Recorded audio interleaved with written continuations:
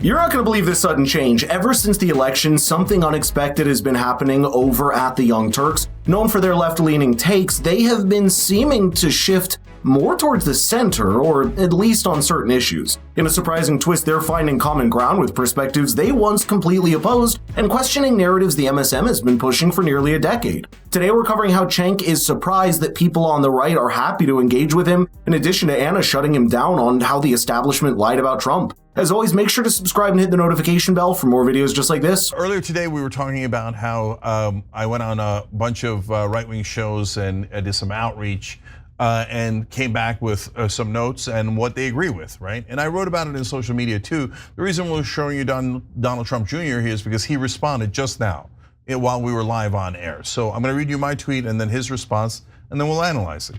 So my post on X that was from yesterday said, 2 amazing things just happened. First, I went on about a half a dozen right-wing shows, and they all agreed we should cut the Pentagon, prevent generals from working for defense contractors, and Edward Snowden should be pardoned. Second, absolutely no one on the left believes them. So he just responded about an hour ago, I'm all for this.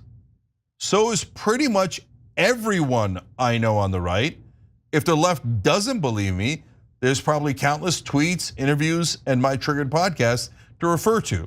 This seems more like a universal to most Americans I've spoken to. Yes. That is the president's son and very influential, saying, yes, we would like to do the dream that left-wing populists have had for decades. You know what I find fascinating? I think that Cenk is genuinely surprised that people on the right are receptive and willing to engage with him. The thing is, he's been closing his ears and shutting himself off from them for so long. It all started with his interaction where he was asking Elon to listen to his suggestions for Doge, and after he got positive reception, Cenk posted on X saying, quote, I asked Elon to put me in charge of cutting the Pentagon, and he said, what are your suggestions? I run the largest left-wing network online, and a Democratic leader has never asked me the question. The idea that they would take advice from a populist is disdainful to them. Following it up with, now which side seems more open and inclusive, which side seems more welcoming, and which side tries really hard to drive you away if you disagree with a little bit of their orthodoxy? Which side is asking for suggestions and which one is demanding compliance and obedience? It's almost as if the narrative about the right being entirely intolerant and closed-minded, which is something often parroted in left-wing circles, is starting to crack under the weight of reality. So he had one more comment. He said, only contention I know of would come from the establishment on both sides. Yep. Permanent Washington likely does not like a lot of this. Correct. But they're not in charge at the moment, right? Well, yeah. At the very moment they kind of are, but you get the point. No, absolutely right. And that's another thing that triggered some folks on the left when I said, look, I didn't want Donald Trump to win. I fought super hard against it because he's that bull in a china shop, and I'm worried about some parts of that china shop, like our Constitution, our democracy, etc. But I am weirdly optimistic and hopeful now after the election, not because I'm happy that Trump won, but because the establishment is defeated. And the establishment is immovable. They would never have conflict of interest rules because they think, oh my God, if we do it for the generals, maybe they're gonna think about doing it for the politicians. And the politician, oh my God, how would I feed my family if I can't make millions of dollars? It's a bit sad that Cenk is just now coming around to the idea that Donald Trump is running against the establishment. Where has he been since 2016? Trump built his entire political identity on being the anti-establishment candidate. From the moment he came down the golden escalator, he positioned himself as the outsider who would take on the entrenched elites in Washington. Love him or hate him, that's been his shtick all along. For years, Trump called out what he labels the swamp, aiming at career politicians, bureaucrats, and the media. His voters didn't choose him because he was polished or politically correct. They chose him because they were tired of feeling ignored by the establishment. And look, while the mainstream media completely mocked his every move, Trump was resonating with millions of Americans who felt left behind. Anna noticed what Cenk was trying to do and had to intervene to correct him. I have to say something, and look, no one knows for sure. No one knows for sure because no one was in any of those rooms where Trump allegedly said very naughty things. But the generals hated Trump. They always hated Trump. Trump wanted to pull out of Afghanistan. They didn't want to pull out of Afghanistan. So all of the stories quoting, military generals who had meetings with Trump, closed door meetings, and Trump allegedly said all of these naughty things.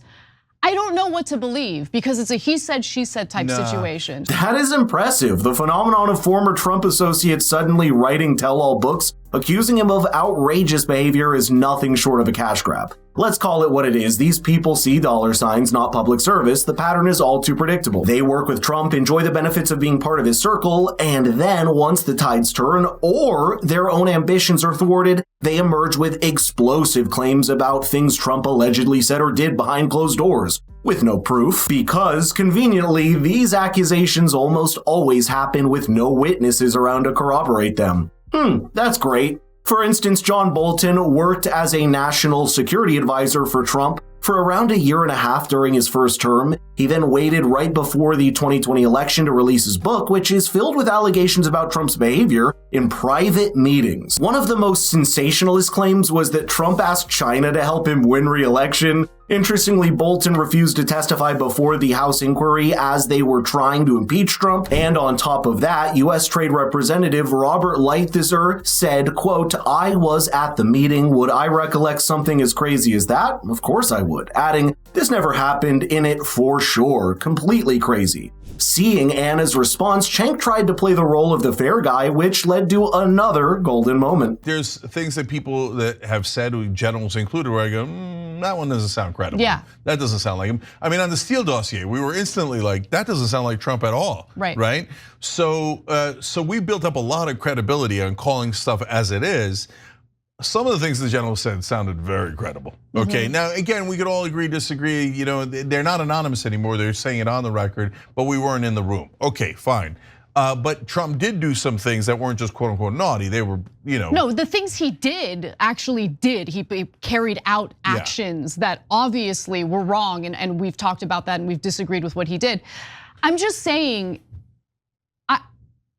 Trump has always been, I don't know about his entire life, but in terms of his role in politics, he has said and pursued certain things that the military-industrial complex absolutely despises. Cenk is the type of guy who makes direct eye contact with himself in the mirror and whispers, "No one deserves you." Like, we get it, you're great. Just stop patting yourself on the back because you're doing the basics of your job. You know, he reminds me a lot of that Hassan Piker guy. But anyway, to get to Anna's point, the military-industrial complex is just one piece of the puzzle. Sure, Trump promised to end wars and continues to question why we're all footing the bill for global conflicts. But if you look at the bigger picture, he's challenging the entire status quo at DC, which the political elite on both sides of the aisle currently benefit from. This is why he faces relentless opposition. He's not playing by the unwritten rules of politics where everyone benefits except the average American. Trump represents a threat to the intertwined systems that have defined American governance for decades. I'd love to know your thoughts here, so let's get the conversation rolling in the comments down below. By the way, if you want your friends to stay in the loop, please share the video with them. Thank you for watching, and I'll see you in the next one.